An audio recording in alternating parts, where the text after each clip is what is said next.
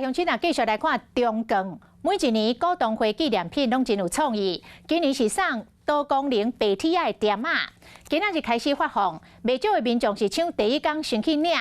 啊，针对这种的纪念品，有人学乐，有人嫌。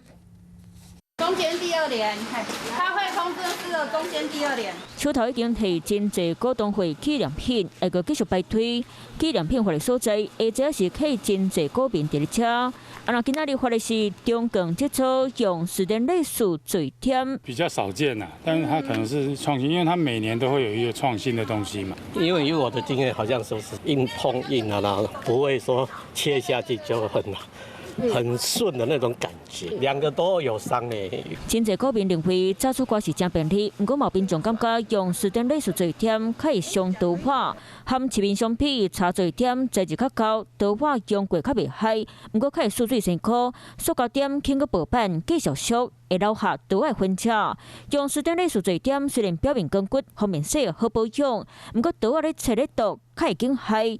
中共这摆送用史丹利树嘴点，大家看法是不相像。现在股东会纪念品越来越讲求室内、户外都能用，像是今年中信金就推出了不锈钢多功能碗，开发金则是推出了经典野餐垫，大走野餐露营风。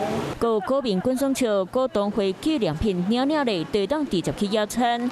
今年银行金控、三洋工业东上以下，开发金控上野餐主化，空河证券是参盘组，搁有中营海运发的轻流报摊啊，多好是公园四件组。哎呦喂，那这么实用？就是小孩子要野餐的时候出去要野餐呐。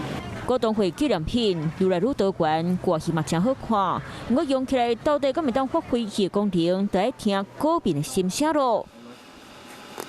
Hello， 我是主播王韵竹。想要抢先掌握最及时的新闻资讯吗？赶快订阅、按赞、开启小铃铛，随时锁定华视新闻 YouTube 频道。